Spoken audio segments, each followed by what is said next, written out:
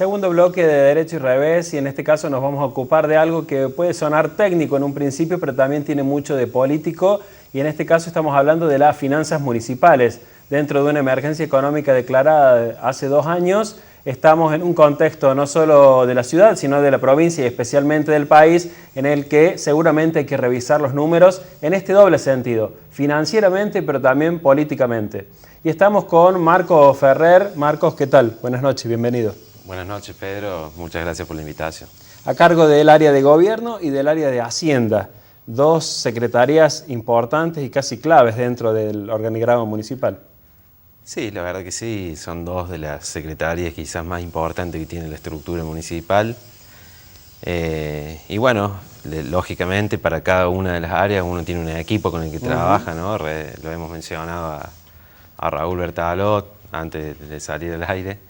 Y bueno, es una de las personas clave en materia económica. Después en el área de gobierno también tenemos muchos colaboradores. La verdad que hemos podido llevarlo adelante, pero no es una tarea fácil. El intendente decía hace un tiempo, cuando el área de Hacienda quedó a tu cargo, que quería darle un perfil político al gabinete, y ahí te nombraba a vos como una figura clave, inclusive ahora que se propone o que se va a desarrollar esta jefatura de gabinete.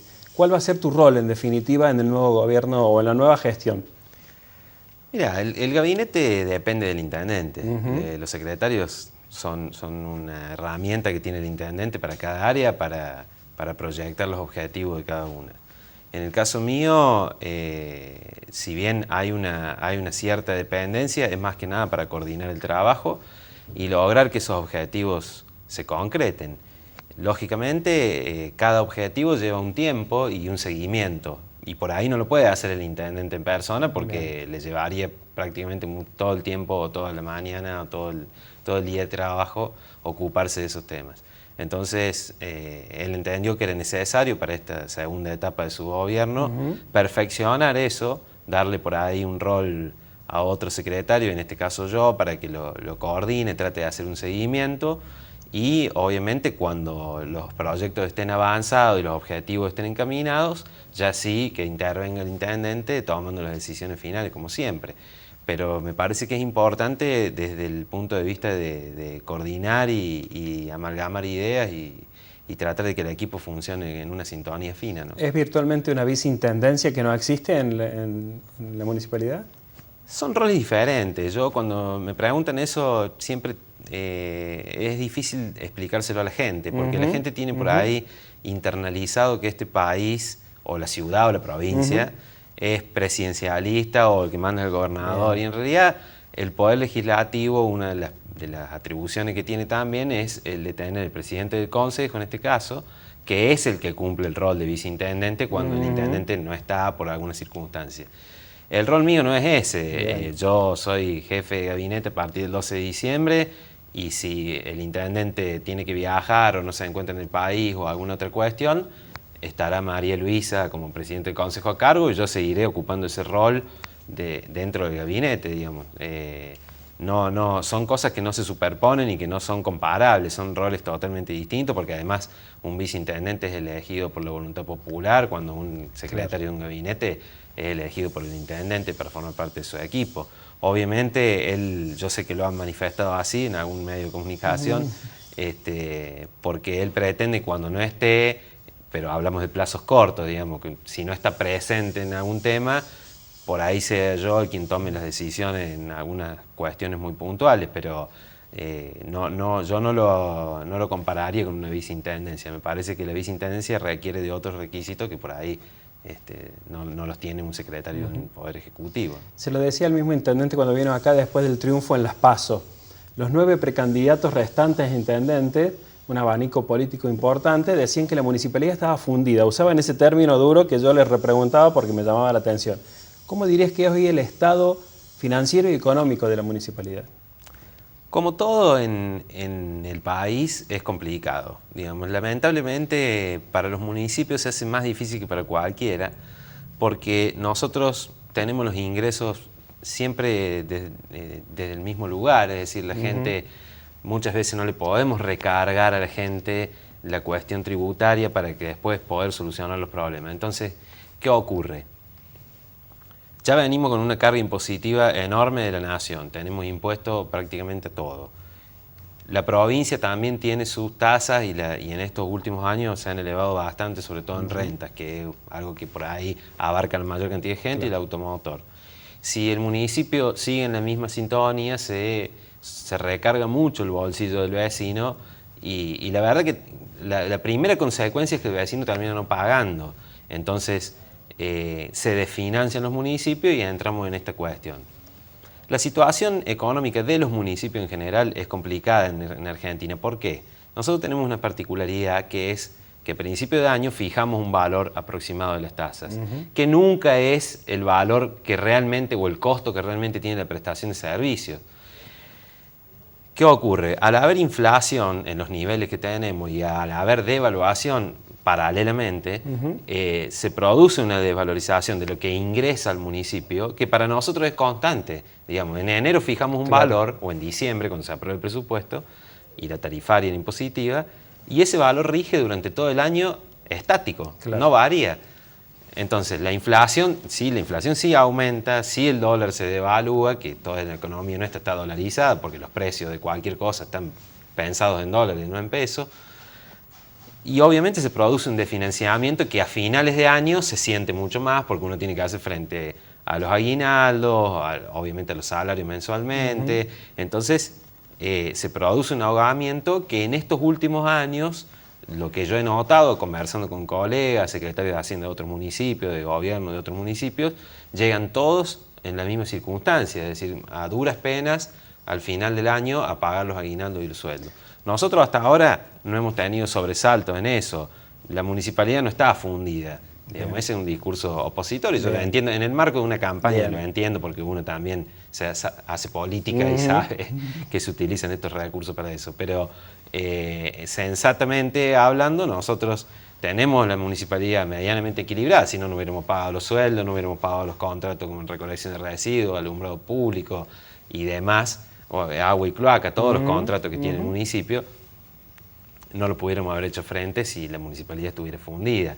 Es decir, atravesamos una crisis como la atraviesa el país, la coparticipación no aumentó, Río Tercero recibe una coparticipación sobre 40.000 habitantes. Exacto. Y yo, por lo que he chequeado en la misma cooperativa, conversando con los gerentes y demás, intercambiando opiniones, tenemos 22.000 medidores domiciliarios. Entonces, si uno hace una relación de 22.000 medidores a 3 habitantes por medidor, siendo generoso, estamos hablando de 60.000 habitantes. Exacto. Y recibimos una coparticipación de 40.000. Entonces me parece que hay muchas cosas que rediscutir. Tenemos un ejido urbano municipal muy pequeño, ha quedado pequeño y hay barrios nuevos que están fuera del ejido municipal, que no pagan las tasas hoy, que no se les podemos cobrar porque están fuera del ámbito nuestro, que también venimos peleando con la provincia para que se apruebe. Entonces tenemos deuda de la provincia, falta un pago de la Avenida Sabio, que es 1.600.000 pesos, 600.000 pesos de tasa vial, 600.000 pesos del fondo permanente. Entonces, digamos, todo suma a que lleguemos al final de año de manera complicada, pero yo creo que no escapa lo que una vivienda o una familia vive hoy. Digamos, llega de manera dificultosa a fin de mes y es propio de la inflación, ¿no? En ese contexto, ¿el aumento de tasas va a ser del 60%? A ver, lo que nosotros hemos proyectado es un aumento de tasa del 25%. Pero también tenemos que ser conscientes que todos los posibles potenciales ministros de Economía, cuando nosotros, ¿por qué te hago referencia a los potenciales? Hoy ya sabemos que va a ser el Prat Gay. Pero cuando nosotros elaboramos el proyecto, porque por carta orgánica tenemos que presentarlo en noviembre, en fines de octubre, no sabíamos quién iba a ser el nuevo presidente ni cuáles iban a ser las políticas económicas. Antes de las generales. Claro, antes de las generales. Entonces proyectamos un presupuesto con lo que más o menos se viene hablando en el país. Hoy vemos, no digo con suerte, sino te diría más lamentándolo, pero vemos que lo que proyectamos realmente es medianamente lo que va a ocurrir. Bien. Es una devaluación aproximada de un 30 y pico %, más una inflación que por mucho que la bajen, la podrán bajar al 25% en este año, y con un 55%, que es lo que nos da acumulado a nosotros, si sumás los dos porcentajes, el acumulado te da el 60%. Esto es lo que proyectamos para el año que viene de tasa a la propiedad. No hemos recargado la tasa al comercio, es decir, sobre tasa al comercio apenas hemos subido los mínimos, que los que pagan los mínimos son muy pocos, y la tasa al comercio no ha subido, justamente pensando en no enfriar la economía de Río Tercero, al menos de lo que humildemente la municipalidad puede aportar. Bien. Después vienen otras recargas impositivas que no corren por cuenta nuestra. Pero esto es lo que estamos proyectando. Si nosotros tenemos que tener un sinceramiento, si no, a la mitad del camino, en junio, julio del año que viene, vamos a colapsar y no vamos a poder costear los servicios. Pero en el bolsillo real de la gente va a ser un 60% fruto de todas estas transformaciones de la economía a partir del nuevo gobierno nacional. Sin duda. Nosotros si nosotros vamos a trabajar en base a una proyección de una inflación del 25% y en base a una devaluación aproximada de un 30%. Estimamos que es lo que están planteando hoy como razonable y nosotros creemos que sin duda esa devaluación se va a trasladar a los precios. Marco, ¿qué pasa con los empleados, con el personal? El SUBEM está haciendo un reclamo de efectivización de contratados, los números de becarios casi son iguales a la cantidad de empleados, a la planta permanente. ¿Cómo manejan esta cuestión? En becas en este año se han ido... Había presupuestado 10 millones, se van 12. ¿Cómo manejan esa cuestión de los empleados y cuál es la planta real que necesita la municipalidad? Sí, antes de ir a ese tema te hago una pequeña aclaración del tema anterior, que es que si bien los porcentajes suenan elevados, hay que decir que una propiedad en uno de los barrios de mayor poder adquisitivo hoy va a pagar 3.000 pesos al año. Bien. Entonces, Bien. 300 pesos por mes, que es un valor totalmente accesible. Y los barrios, según la zona, los barrios más humildes van a pagar, digamos, muy poco. La diferencia nominal en moneda es muy poco. Por eso también, por ahí uno si va a los porcentajes se queda enganchado en una sensación de que es mucho. Pero en realidad la ciudad de Río Tercero es una ciudad que más barato cobra sus tasas a la propiedad. Volviendo al tema anterior que me preguntaste, a ver, el personal, uno proyecta el año... fundamentalmente las becas, que por ahí es el empleado que está en una situación más comparativa, más difícil al resto. Uno proyecta en el año, presupuesta, que es bueno que la gente lo sepa, presupuestar es presuponer algo. Uno presupone que va a gastar... Va a ir por este lado. X cantidad de plata. Bien. Después puede gastar más o menos. Muchas veces pasa que se gasta menos o se gasta más. Depende la partida, depende el rumbo que tome la gestión de gobierno. Tal cual. Ha habido que corregir los sueldos de los empleados, porque lamentablemente uno lo vive a diario, porque en el caso mío, que tengo recursos humanos a cargo, soy el depositario de los reclamos, de que no me alcanza, que no llego a fin de mes, que no tengo hijos y que no puedo, que tengo que mandarlos a la escuela, no tengo para comprar zapatillas. Es recurrente. Bien. Entonces uno ha tenido que ir corrigiendo esos números para mejorar el poder adquisitivo del empleado, que por ahí es el más débil en el escalafón. El resto está contenido dentro del aumento salarial que se aplica escalonadamente durante el año. Esa escala no se aplica a los becados. Entonces, ¿qué ocurre? Claro. Si el becado tuviera un aumento pautado anual, sería diferente, pero el sueldo del becado es estático, entonces lo tenemos que ir moviendo a medida que va pasando el año, pero obviamente teniendo en cuenta la economía general del municipio. Pero también ha ido aumentando la cantidad de becarios. No en gran número, no en gran número. Yo no tengo los números precisos para decirte hoy, pero te diría que es muy poca la diferencia. Lo que ocurre es que ha ido aumentando el monto que van percibiendo. Cuando nosotros tomamos la gestión de gobierno, había becados que cobraban 500 pesos, claro, 600 pesos, 300 pesos, entonces... A ver, era un número que era inhumano pagárselo de gente. Era preferible que no tuviera trabajo y tuviera la oportunidad de buscar en otro lado a que trabajara en esa condición. Nosotros lo hemos ido corrigiendo y obviamente los sueldos han ido aumentando. Hemos tratado de ir siguiendo la escala que tenemos con el personal de planta municipal, los contratados, que tienen el mismo carácter que la planta permanente. Pero obviamente son los que por ahí a los que más les cuesta llegar y son con los que más consideraciones tenemos. ¿Van a efectivizar 500, van a llegar a una planta permanente de 500 como pide el SUBEM? El SUBEM ha pedido 500 empleados como una planta estable, permanente, para el funcionamiento del municipio, pero dejando por ahí fuera la figura del contratado, es decir, Claro. que los contratados pasen a planta y dejando esa figura como un caso especial, como una situación, circunstancia especial. Es decir, si necesitamos un profesional de alguna profesión que no tenemos, contratarlo, pero solo en esos casos. Gradualmente lo podemos ir haciendo, porque en definitiva el costo salarial del contratado es similar o igual al costo de un planta permanente, porque se maneja con la misma escala, las mismas categorías, el mismo sueldo. O sea, no habría una variación en los costos. Sí hemos generado solo para el año que viene 50 vacantes que no se van a cubrir a fin de año como se hace habitualmente por una cuestión obvia de costo salarial, porque además hay que llamar a concursos, lleva todo un procedimiento. Lo vamos a evaluar a mediados del año que viene, estas 50 vacantes para cubrirla, pero te diría que de cubrir esas 50 vacantes gastaríamos menos en sueldo que lo que venimos gastando, porque todos los que pasan de contrato a planta siempre pierden algunas categorías en el camino. Por ahí tienen como contratado la categoría 6, 7 u 8 y entran con la 4, que son las reservas que se han hecho. Pero obviamente ganan en estabilidad, ¿no? No es lo mismo estar en una planta permanente que estar como contratado con incertidumbre si el contrato se termina o no. Lógico.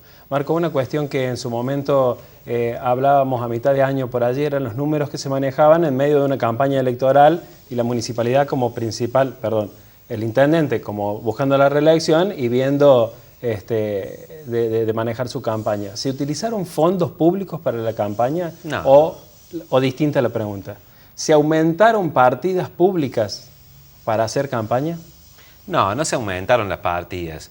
Posiblemente lo que ocurre es que crece la demanda de la gente hacia el municipio. Lógicamente. Por una cuestión netamente política, y probablemente nosotros ante la demanda hemos tenido que atenderla, porque tampoco no podemos ignorar a la gente. Esta es una realidad. Bien. Nosotros no hemos utilizado dinero público para la campaña. Mira, la municipalidad tiene muchos órganos de control, muchos sistemas de control. El Tribunal de Cuentas, que además está conformado por la oposición también, evalúa todos los gastos de la municipalidad, absolutamente todos los gastos del municipio, y es el que puede hacer consideraciones. Todos saben y a nadie escapa, uno de los candidatos a intendente en las PASO era Marcelo Prado. Y una de las vocales del Tribunal de Cuentas, Morona Coque, pertenecía a ese espacio. Por lo tanto, si nosotros hubiéramos hecho algún movimiento extraordinario de fondos en función de la campaña nuestra, se hubiera notado, hubiera sido claro. ¿Qué quiero decir con esto? Nosotros hemos tenido sí mucho más gastos, la verdad que eso nos ha influido, porque, por ejemplo, el operativo de las elecciones de los 2 domingos sumados, digamos, de las PASO y las generales, sumaron 1 millón de pesos cada uno, de plata que hay que ponerla en el momento. Los docentes que participaron como presidente de mesa por decisión de la justicia electoral, también hay que pagarle los FIPE, hay que pagarle a los jueces. El costo del procedimiento y del operativo realmente es elevado y es dinero que no está calculado dentro del... La verdad que no lo calculamos dentro del presupuesto del año. Ese dinero, una de las propuestas que tengo para el 2019 es que lo contemple, sea quien sea el intendente, pero hagamos dentro del consejo acordar los fondos para el costo del gasto de las elecciones, exclusivamente para eso, como fondo específico, es decir, la plata de las elecciones se saca de acá, pero de algún lado obtenerlo, porque si no es plata de la caja que es contante y sonante, es dinero en efectivo prácticamente que uno tiene que sacar y ponerlo en el correo, y que hacen un muy buen trabajo, no lo critico, pero sí digo que es un costo altísimo que la verdad a mí me sorprendió. Marco, volviendo en esto que vos decías de que aumenta la demanda, ¿se dieron más subsidios de los que habitualmente se daban? ¿Más ayudas? No.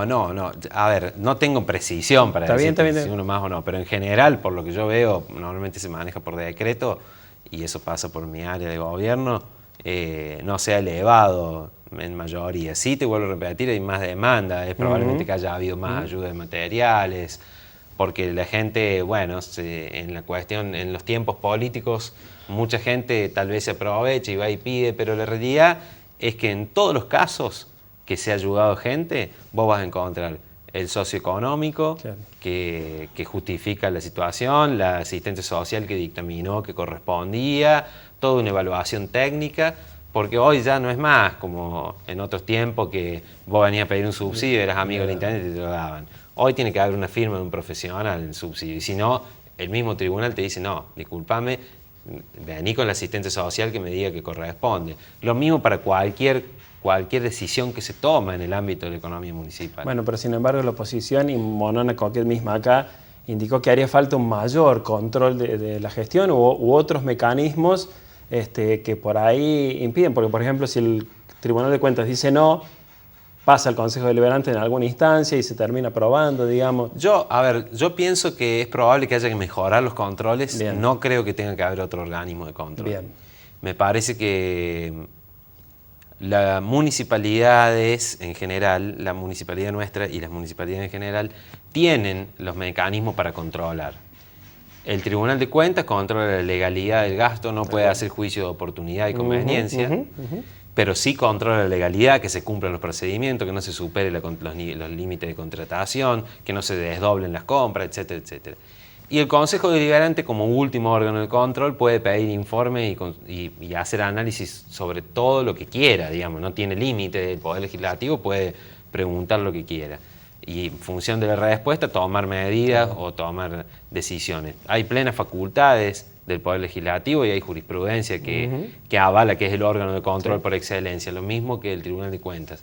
Agregar un órgano de control más, para mí, generaría un nivel de burocracia tan grande porque inclusive yo le he ido a algunos proyectos de órgano de control que se han planteado, donde hay un supraórgano que es más, en algunos casos hasta controlaría posterior a todo el trámite finalizado, pero tendría la facultad de volverlo a cero. Entonces, yo me pregunto qué pasaría en las circunstancias de que digan, bueno, este trámite no correspondió, vuelvo a hacer para atrás con todo el procedimiento.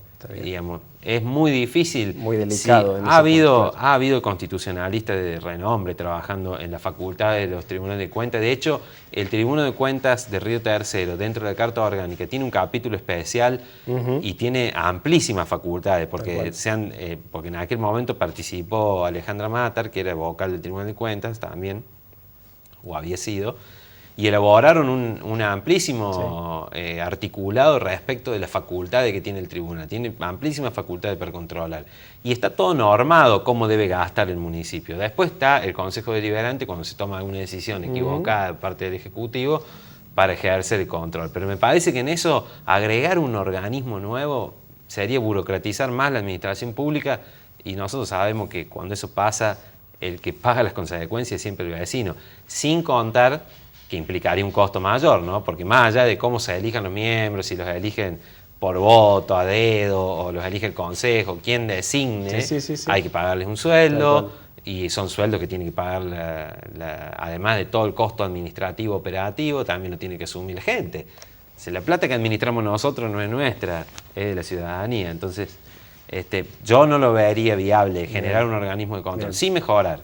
La democracia nuestra es joven y es joven en Río Tercero también. Digamos, no es joven solamente para el país, es joven para todo Río Tercero, y obviamente vamos aprendiendo todo y vamos mejorando. Hace no mucho tiempo, 8 o 12 años atrás, la contratación directa era la modalidad de compra de la administración municipal. Tal cual. Se tomaba la decisión, el Consejo Deliberante la avalaba prácticamente sin cuestionarlo, era una costumbre, se contrataba la cooperativa. O no teníamos carta orgánica. O no teníamos carta orgánica, entonces se ha evolucionado. Hoy prácticamente la contratación directa es lo mínimo, digamos, las compras chicas se realizan por contratación directa. Si no, hay concurso privado, hay concurso público y hasta licitación pública según los montos. Me parece que en eso Río Tercero ha ido evolucionando, y te diría que es una de las ciudades que más ha evolucionado en la discusión política de estos temas. En muchas ciudades no hay tanta discusión política. En muchas ciudades el intendente decide, el consejo acompaña, no hay que ir muy lejos, de Villa María, algunos lugares. Esta no es la situación de Río Tercero. Río Tercero tiene una madurez política diferente al resto. Es difícil gobernar Río Tercero. Marcos, en ese sentido, y recién decías, en el 2019 voy a proponer esto. ¿Vas a ser candidato a intendente? No, para el presupuesto del 2019 sí que lo voy a tener. Por eso, pero la frase me sonó a campaña. No, mira. Si algo hemos aprendido en este último tiempo, hoy que la sociedad está muy politizada, es que la política es muy dinámica en Argentina y que en política un mes es una vida. Entonces, proyectar a 4 años lo que va a ocurrir con la carrera política, ya sea de uno o de cualquiera de los que forman parte del equipo hoy, o cualquier persona que hoy no está en la política, sin ir más lejos, el caso de Alejandro Swander. Probablemente 6 meses antes o un año antes ni imaginaba los resultados que iba a obtener, y sin embargo tuvo un gran apoyo de la gente y terminó siendo concejal de la ciudad. O del mismo Macri o del mismo Scioli. O del mismo Macri, que parecía que ganaba uno, después ganaba el otro, después terminó siendo una diferencia ínfima. Entonces, la política está muy dinámica. Proyectarse a 4 años es imposible. Hay que dejar esa discusión para más adelante, y más adelante se verá. Gracias, Marco, por este tiempo. Muchas gracias. Gracias a vos por la invitación. Pausa y ya volvemos.